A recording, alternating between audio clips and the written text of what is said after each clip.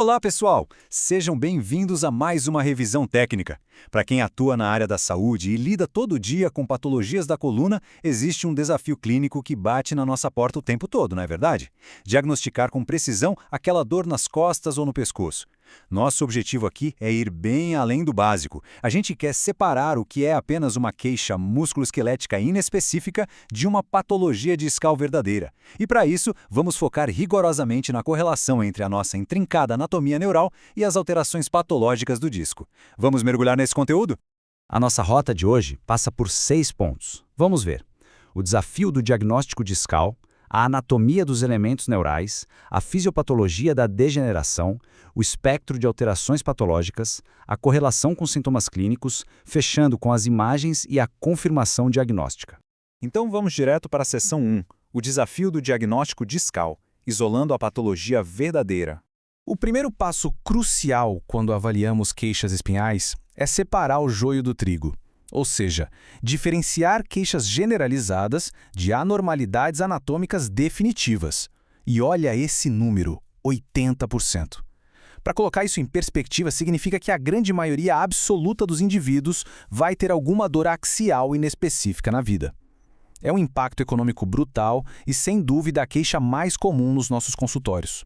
Nosso alvo clínico, no entanto, não é só tratar o sintoma de forma paliativa, mas conseguir diferenciar essa dor inespecífica de algo estrutural subjacente, claro, como uma hérnia de disco ou uma patologia intraarticular primária. E é exatamente aí que a precisão diagnóstica muda o jogo. A gente precisa definir muito bem entidades independentes como o desarranjo interno do disco, o famoso DID. O curioso aqui é que essa condição causa uma dor axial severa, frequentemente uma dor esclerotomal que irradia lá para a nádega ou para a face posterior da coxa, mas sem nenhuma deformidade óbvia no contorno do disco ou instabilidade mecânica mensurável. Nada daquelas coisas gritantes como numa espondilolistese ou fratura. Diagnosticar o DID exige aquele raciocínio clínico afiado de que a dor discogênica pura nem sempre vem acompanhada de uma alteração anatômica grotesca.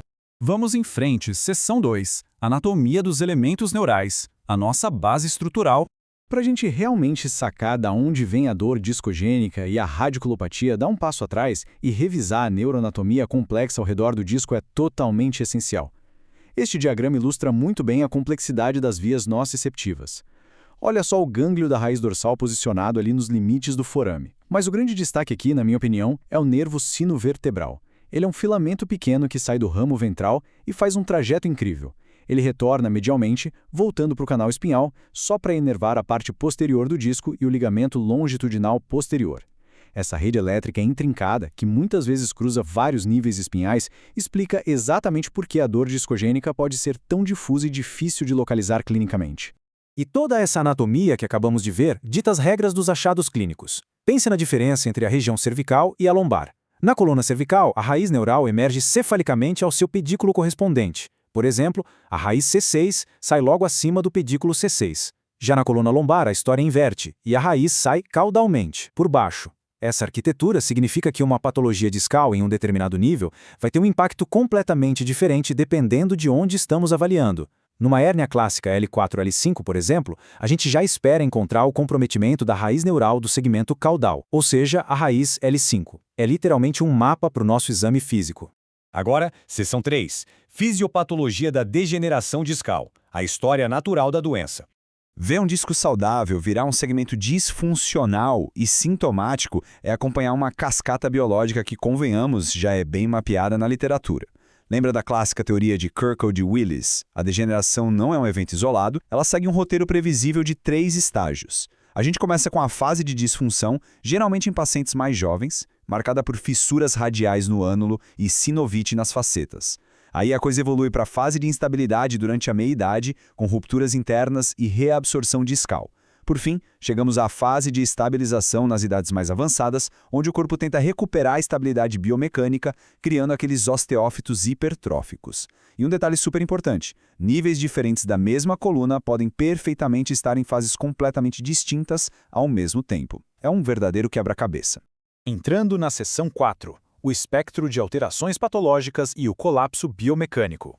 O resultado final de todo esse processo contínuo é um colapso biomecânico de livro-texto. Essa matriz mostra a interação quase fatal entre a deterioração da faceta articular e a quebra do disco intervertebral, e como essas patologias convergem. Na fase de disfunção, as fissuras radiais no disco, combinadas com a sinovite facetária, preparam o terreno perfeito para a hérnia de disco aguda. À medida que a instabilidade se instala com frouxidão capsular e ruptura interna, o resultado patológico clássico é a compressão lateral do nervo. E lá na fase de estabilização, o aumento das facetas e o crescimento dos osteófitos geram aquelas estenoses de nível único ou múltiplo. Cada um desses estágios vai alterar e machucar o tecido neural adjacente de um jeito bem específico. O que nos leva à seção 5. Correlação de sintomas clínicos, conectando a anatomia à apresentação do paciente. Trazendo isso para a nossa prática clínica, o grande foco é entender como a manifestação da dor reflete exatamente o que está acontecendo lá dentro, se a arquitetura interna do disco que foi rompida ou se algo está comprimindo as estruturas neurais de fora. Precisamos ser muito rigorosos nessa distinção diagnóstica. A dor axial, muito ligada ao desarranjo interno do disco que falamos antes, é primariamente central. O paciente vai reclamar muito mais em atitudes que aumentam a pressão intradiscal, como flexão ou posição sentada. Por outro lado, a dor radicular, que é a cara das hernias compressivas, segue um trajeto e uma distribuição dermatômica super específica, dependendo de qual nervo foi comprometido. Quando a gente identifica esse padrão nos exames físicos, dá para rastrear o nível exato da lesão anatômica antes mesmo de pedir a imagem. Mas claro, não podemos discutir sintomas sem ligar o alerta máximo para as famosas red flags, os sinais de alerta absolutos. Quando falamos disso, a vigilância clínica tem que ser extrema. Se aparecerem sinais indicativos de síndrome da caldequina, como anestesia em cela ou perda de controle do esfíncter, ou até sinais de mielopatia cervical grave, como um Babinski positivo e marcha espástica, o cenário muda. Isso indica compressão severa de tecido neural central ou tratos longos. Esses achados ditam uma mudança drástica na conduta, exigindo avaliação e intervenção imediatas, além de muito mais agressivas.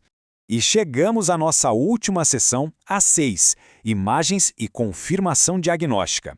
Hora de visualizar a patologia. Depois que a gente constrói aquela hipótese funcional fortíssima no exame físico, nós vamos para as modalidades avançadas de imagem para definir a extensão e o local milimétrico da encrenca. A ressonância magnética permanece sendo padrão ouro inquestionável para avaliar partes moles. Com ela, a gente categoriza a hérnia de disco com uma clareza absurda. Vemos a progressão de um simples abaulamento indo para a protrusão, depois para a extrusão franca e, finalmente, para aquele fragmento isolado ou sequestro. É com essas imagens em mãos que as equipes cirúrgicas definem a relação direta de impacto no tecido neural. Mas olha, tem um aviso clínico fundamental que a literatura nos traz. Anormalidades anatômicas em ressonâncias são amplamente encontradas em indivíduos totalmente assintomáticos. Ou seja, a imagem sempre, sem exceção, deve corroborar o exame físico. A gente trata a clínica, não a imagem. E isso nos traz a uma reflexão final que eu acho sensacional. A ciência ortopédica e neurologista atual não está mais olhando apenas para a biomecânica estrutural. Pesquisas recentes já identificaram altas concentrações de metaloproteinases da matriz, citocinas inflamatórias e outras moléculas dentro de discos herniados e dolorosos. Aquele modelo puramente mecânico está dando lugar a um modelo muito mais bioquímico e genético. A grande provocação que fica para nós da área é como as futuras terapias conseguirão atuar nessas cascatas moleculares e vias inflamatórias para interromper a degradação discal muito antes daquele momento crítico em que o colapso estrutural exige uma cirurgia de fusão ou ressecção. Fica aí a reflexão. Muito obrigado por acompanharem essa revisão técnica e um grande abraço a todos.